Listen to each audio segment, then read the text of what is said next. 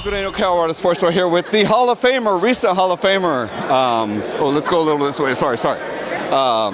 Man, just first I want to touch on that, man. Congratulations, well deserved, obviously.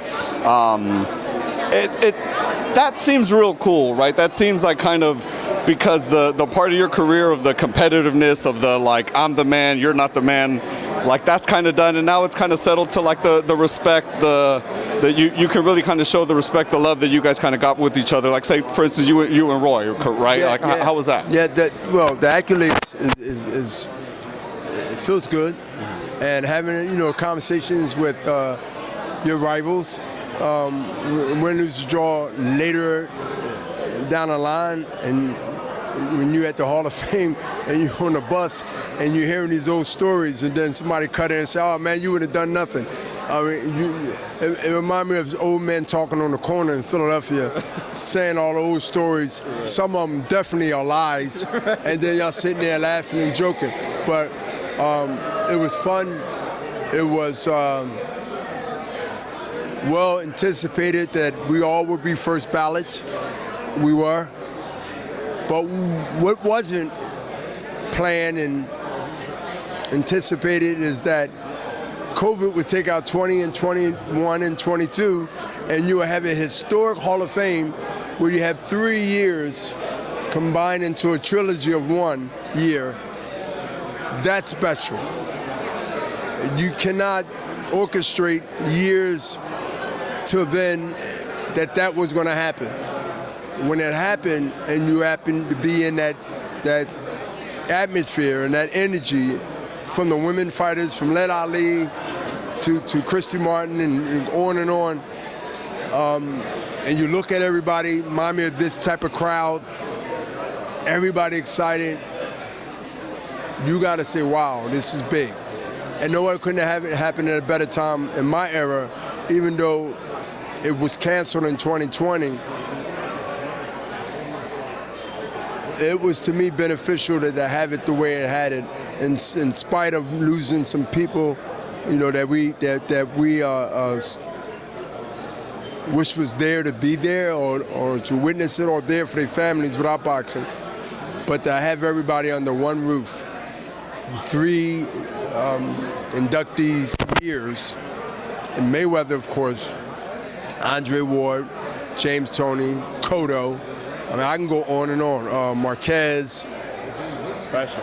It's a special moment for sure, man. I'm glad you got to have that moment finally, because, like I said, much deserved. We're here, obviously, Garcia versus Fortuna. Fortuna's very aggressive, left-handed style.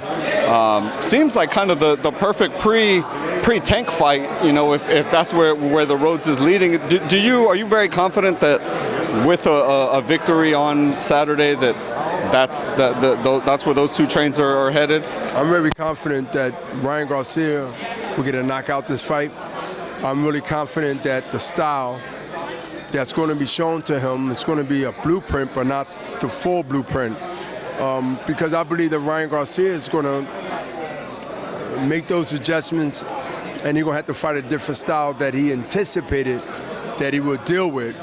But I think that the overwhelming of his talents, based on what he's going to show, is going to make his opponent do something that we never see and never experienced, is not be as aggressive, at least for the half of the fight. Once he feel the power, and he survived that power, but realized he can't fight that way, and can't really fight no other way, that's when the game is changed. Ryan Garcia stops him in 7th, 8th round. Yeah. I mean, that seems like the perfect launching pad to a tank fight. Right. We need the highlights. Infomercial. Right. He need infomercial, and the best infomercial you can get is when everybody stops for 5 seconds in a crowded 5,000 plus arena and sit back and say, "Did we just see what we just saw?" When the media shuts down their cameras and sit in back of their seat and drop their pen or pencil.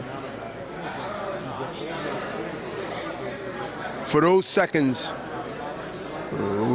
we got something here going forward, and we know what that is. Win. That's the only thing. The only thing is win. was actually going to talk about Spence versus Crawford.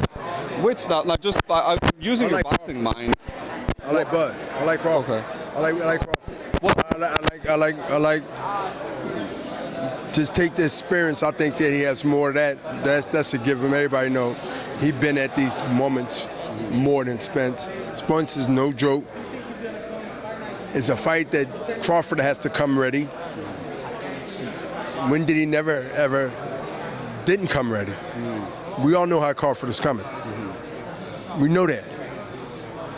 We know how he can adjust when things is not going his way. We've seen fights that he was in that the second half, he turned it around. I haven't seen that type of threat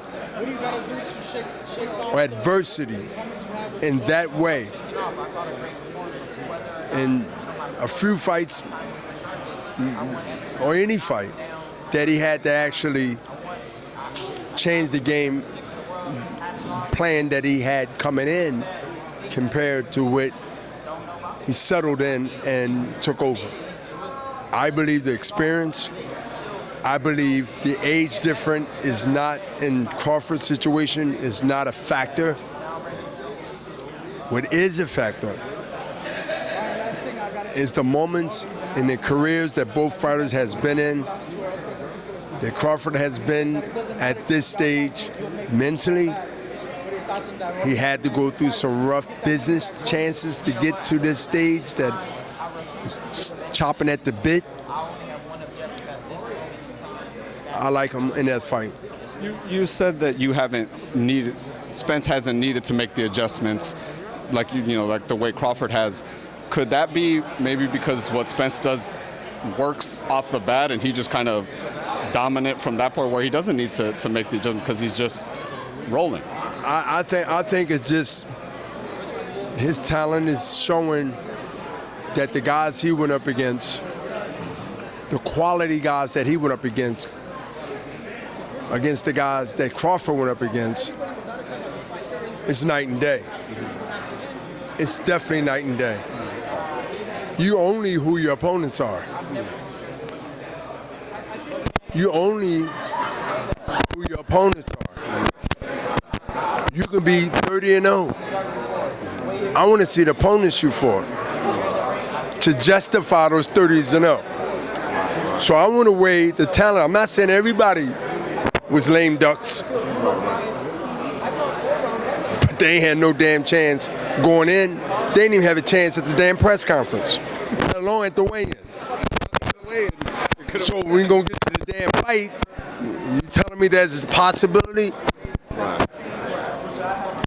There's upsets in cases, and there are surprises. There are upsets, and there are surprises. When you see surprises, that means who made this matchup? You're surprised. But an upset is a whole new different conversation. We know what he can do. We seen what he can do. We even heard what he can do. And he did it. That's an upset. But when you find somebody on somebody's farm, or you go ahead and you find somebody on somebody's mountain, whatever they're doing, and you clean them up and get a couple of fights or say certain things, now you're talking about an upset. Because we aware of this guy. We seen a few fights. We didn't think he was going to win, and it became an upset. I like Crawford all around the board. I don't like him to steamroll it. I like him to win the fight. One of those 80 Marvin Hagler, one of them 80 Marvin Hagler, Tommy Hearns. Tommy Hearns type of doings. Yes, sir. I agree. I think that's what it is. A battle of wills, I think. I see the same thing. Battle of wills, man. Yes, sir. Right? And if you want to go, take the puncher out of it. Just take the puncher out of it. For the excitement, I see a John and Beast Mugambi and Hagler. man. That's some big shoes to fill. I see some John. I'm talking about that type of back and forth, that type of energy, that type of will, that type of determination, that type of skill. That like both guys don't want to lose. When you have both guys that don't want to lose, we don't lose. Right, exactly, 100%. The fans win. Bernard, beautiful. Thank you so much, brother. Great seeing you as always. Thank you, sir.